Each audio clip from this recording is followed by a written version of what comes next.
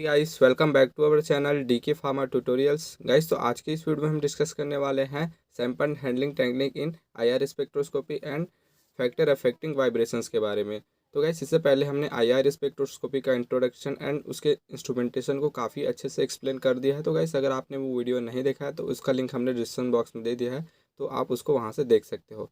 तो गाइस, बिना देर की आज स्टार्ट करते हैं अपने टॉपिक। तो गाइस, इस वीडियो में हम देखेंगे कि आप किस तरह से सैंपल होल्डर में सैंपल को वहाँ पे पुट करते हो। तो उसको हम इस वीडियो में काफ़ी अच्छे से समझने वाले हैं। तो गाइस, यहाँ पे 4 टाइप के टेक्निक्स दिए गए हैं किसी भी सैंपल को हैंडलिंग करने के लिए आईआर स्पेक्ट्रोस्कोपी में। तो इसको हम देखते हैं। For IR spectroscopy there are 4 technique by which the we can put the sample in a sample holder in IR spectroscopy. तो हम यहाँ पे 4 मेथड दिखेंगे जिसके थ्रू हम किसी भी सैंपल को हम उसमें पुट करते हैं सैंपल होल्डर में। तो यहाँ पे फर्स्ट टेक्निक हमारा दिया गया है सॉलिड सैम्पलिंग टेक्निक, सेकंड है लिक्विड सैम्पलिंग टेक्निक, थर्ड है gas sampling techniques and fourth है सॉल्यूशन सैम्पलिंग टेक्निक्स। तो ये 4 टेक्निक्स दिए गए हैं, तो इसको हम डिटेल से डिस्कस करेंगे वन बाय वन। तो सबसे पहले आता है सॉलिड सैम्पलिंग टेक्निक। तो इसमें हम क्या करते हैं, सॉलिड सैंपल को प्रिपेयर करते हैं, देन उसको हम सैंपल होल्डर में पुट करते हैं। तो इसके लिए भी यहाँ पे 4 मेथड दिए गए हैं, तो हम देखते हैं इसको। तो फर्स्ट मेथड है यहाँ पे direct sampling method, and second है पैलेटाइजेशन टेक्निक, एंड थर्ड है मूलिंग टेक्निक, एंड फोर्थ है सॉलिड फिल्म। तो यहाँ पे सॉलिड सैम्पलिंग टेक्निक में ये 4 मेथड दिए गए हैं। तो सबसे पहले हम देखते हैं डायरेक्ट सैम्पलिंग टेक्निक के बारे में। तो गैस, इस डायरेक्ट सॉलिड सैम्पलिंग टेक्निक में हमारे जो सॉलिड सैंपल रहते हैं उसको हम डायरेक्टली सैंपल होल्डर में प्लेस कर देते हैं। तो ये एक मेथड हो गया। देन सेकंड है पैलेटाइजेशन टेक्निक। तो पैलेटाइजेशन टेक्निक में क्या है, जैसे कि आपको पता है, हमने पढ़ा था इंडस्ट्रियल फार्मेसी फर्स्ट में। तो पैलेटाइजेशन की जो टेक्निक होती थी उसमें हम क्या करते थे, पैलेट प्रिपेयर करते थे, ठीक है। तो यहाँ भी हम क्या करेंगे, एक पैलेट प्रिपेयर करेंगे और उसको हम सैंपल होल्डर में प्लेस कर देंगे। तो इसका मेथड हम देख लेते हैं। In this solid sample is mixed with the KBr, है ना। तो सबसे पहले हम उसको केबीआर के साथ मिक्स करेंगे, जो भी हमारा सैंपल रहेगा उसको। देन हम उसको जो है हायर प्रेशर के साथ पास करेंगे, प्रेस करेंगे, ठीक है। मतलब जो भी हमारी प्लेट होगी उसके थ्रू हम उसको हायर प्रेशर के साथ उसको प्रेस करेंगे। तो हमको जो है एक थिन जो है पेलेट जो है ऑब्टेन होता है, जिसका जो है थिकनेस जो होती है 1.2 mm जो है इसकी थिकनेस होती है, जो कि आईआर रेडिएशंस के लिए ट्रांसपेरेंट होता है, ठीक है। तो हम इसी तरह से पेलेट को प्रिपेयर करेंगे, देन उसके बाद हम उसको सैंपल होल्डर में प्लेस कर देते हैं। तो ये एक टेक्निक हो गया। देन थर्ड टेक्निक आता है हमारा मूलिंग टेक्निक।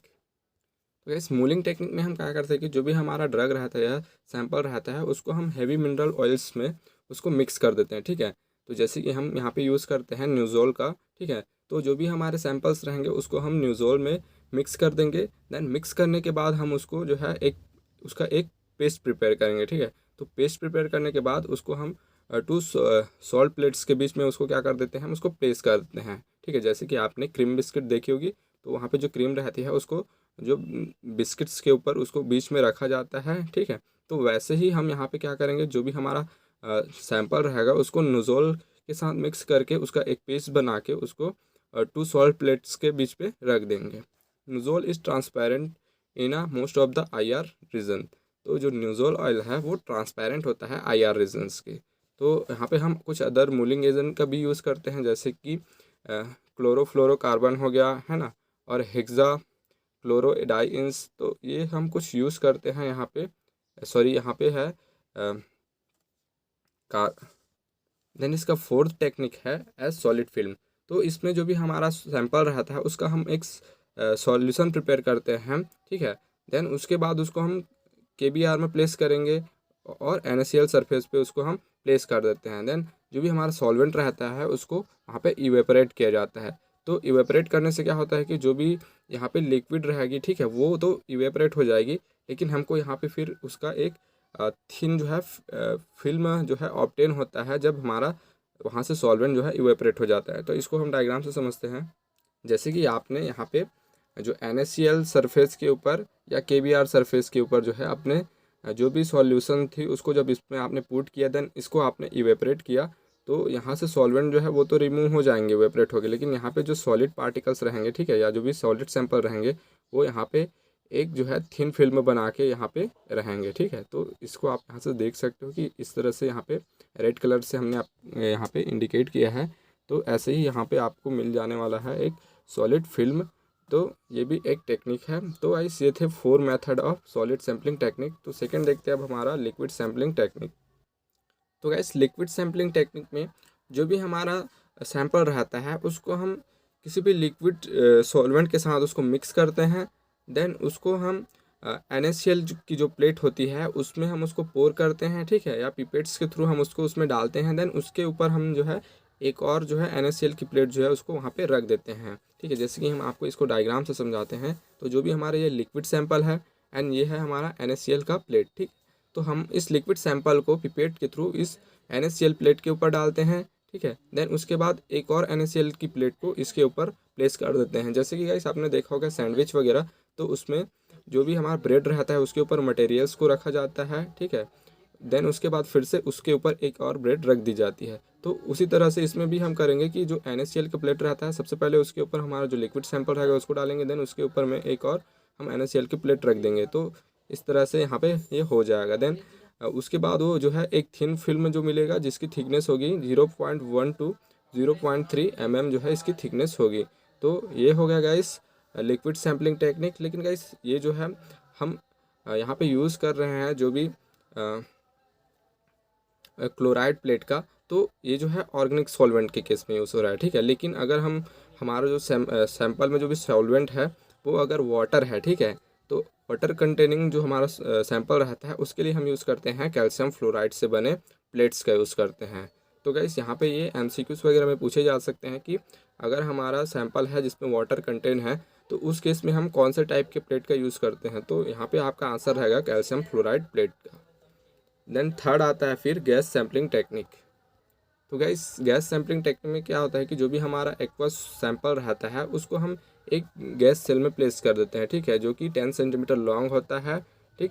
तो उसमें सोडियम क्लोराइड से बनी जो है वॉल्स होती है। तो यहाँ पे जब उसको आप रखते हो प्लेस करते हो सैंपल होल्डर में तो वो जो सैंपल रहता है, ठीक है, मतलब जो हमारा जो गैस सेल रहता है उसका जो वॉल रहता है जो कि NaCl से बना होता है वो IR रेडिएशंस के लिए वो ट्रांसपेरेंट होता है, ठीक है। तो वहाँ से सैंपल जो हमारा IR रेडिएशंस है वो आसानी से पास हो जाएगा और हम उस सैंपल को डिटेक्ट कर सकते हैं।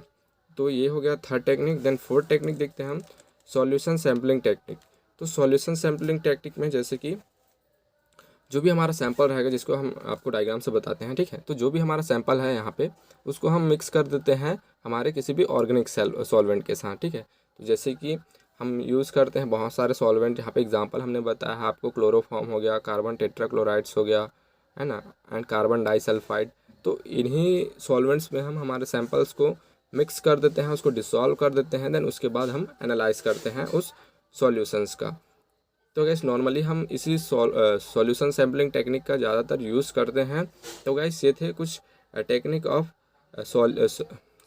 Sample handling techniques of IR spectroscopy. तो इसी तरह से हम IR स्पेक्ट्रोस्कोपी में किसी भी सैंपल को हैंडल करते हैं। तो गाइस आई होप सो ये आपको काफ़ी अच्छे से क्लियर हो गया होगा, काफ़ी सिंपल सा टॉपिक है।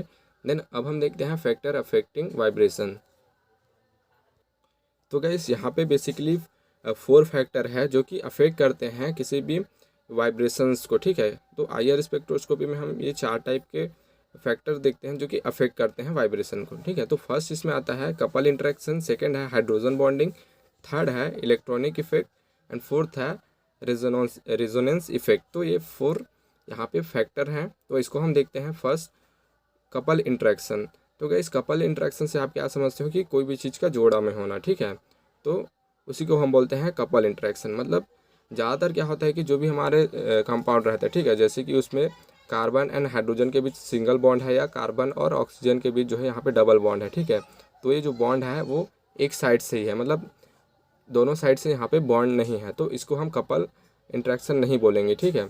लेकिन कुछ केस जैसे कि CH2 हो गया एंड CO2 हो गया, ठीक है, तो यहाँ पे जो कार्बन से 2 हाइड्रोजन जो है इसके दोनों साइड जो है वो अटैच है, ठीक है। तो यहाँ पे भी देख सकते हो कि आप कार्बन से 2 ऑक्सीजन जो है वो इसके दोनों साइड जो है वो अटैच है single bond and double bond से। तो इसको हम बोलेंगे कपल इंटरेक्शन, ठीक है। तो यहाँ पे कार्बन से मतलब एक पेयर जो है हाइड्रोजन जो है यहाँ पे जुड़ा है, ठीक है, यहाँ पे फिर कार्बन से, तो गाइस यहाँ पे इसका कपल इंट्रैक्शन है, ठीक है। मतलब कपल मतलब आप समझोगे कोई भी चीज़ का जोड़े में रहना, ठीक है। मतलब यहाँ पे कार्बन से 2 हाइड्रोजन अटैच है, यहाँ पे कार्बन से 2 ऑक्सीजन अटैच है, मतलब यहाँ पे जोड़े में है, ठीक है। तो ये भी अफेक्ट करता है उसकी वाइब्रेशन को। It has 2 fundamental stretching vibration which one is the symmetrical and other one is the asymmetrical. तो गाइस अगर सिमेट्रिकल होगा उसका वाइब्रेशन मोड, तो उस केस में जो है उसका वेव नंबर जो है वो लो रहता है, लेकिन अगर वो एसिमेट्रिकल रहता है तो उस केस में उसका वेव नंबर जो है वो हायर रहता है। तो ये भी उसके जो है वाइब्रेशन को अफेक्ट करते हैं। तो ये था first factor, couple interaction. Then अब हम सेकंड देखते हैं, hydrogen bonding. It is the special type of dipole dipole attraction between the molecules, ठीक है। तो हाइड्रोजन बॉन्डिंग जो है एक डाइपोल डाइपोल टाइप का अट्रैक्शन होता है किसी भी मॉलिक्यूल्स के बीच, ठीक है। तो ये बेसिकली 2 टाइप्स के होते हैं हाइड्रोजन बॉन्डिंग। फर्स्ट होता है इंटरमॉलिक्यूलर एंड सेकंड होता है इंट्रामॉलिक्यूलर, ठीक है।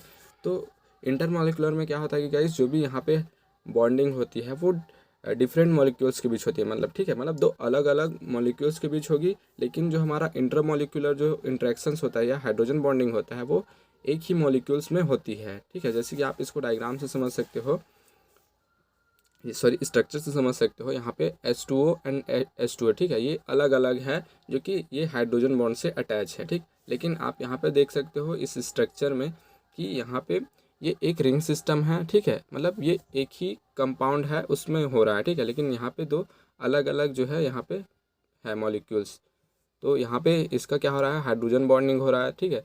तो कोई अलग मॉलिक्यूल्स इसमें आके तो अटैच नहीं हो रहा है या इसके साथ हाइड्रोजन बॉन्डिंग नहीं कर रहा है, मतलब उसी में जो प्रेजेंट जो मॉलिक्यूल्स है या एटम्स है उसके थ्रू ही इसका हाइड्रोजन बॉन्डिंग हो रहा है। तो इसको हम बोलते हैं intermolecular hydrogen bonding, bond between different molecules. तो ये आपको हमने पहले से क्लियर कर दिया है। सेकेंड पॉइंट देखते हैं इसका, इट गिव ब्रॉड बॉन्ड, ठीक है। तो जो कि उसके कंसंट्रेशन के ऊपर डिपेंड करता है, मतलब जितना ज़्यादा वहाँ पे कंसंट्रेशन रहेगा उतना ही ज़्यादा ब्रॉड आपको बॉन्ड मिलेगा। And sharp and well defined bond, तो यहाँ पे आपको वेल डिफाइंड बॉन्ड जो है आपको मिलेगा। एंड जो हाइड्रोजन बॉन्डिंग है गाइस, इसके कारण क्या होती है कि जो भी हमारी जो फ्रिक्वेंसी रहती है वो डिक्रीज़ हो जाती है, ठीक है। तो ये इसकी फ्रिक्वेंसी को डिक्रीज़ कर देता है जिसके कारण उसका वाइब्रेशन जो है वो अफेक्ट हो जाता है। तो इसको हम समझते हैं एग्जांपल से। जैसे कि एम जो है वो जो है 3500 सेंटीमीटर पे अपना जो है वेवलेंथ शो करता है, लेकिन हाइड्रोजन बॉन्डिंग होने के बाद वो जो है उसकी फ्रिक्वेंसी जो है वो 3300 जो है वो सेंटीमीटर वो हो जाती है। तो पहले कितना था 3500, ठीक है। एंड देन उसके बाद जब वो हाइड्रोजन बॉन्डिंग हुआ तो यहाँ पे 3300 जो हो गया।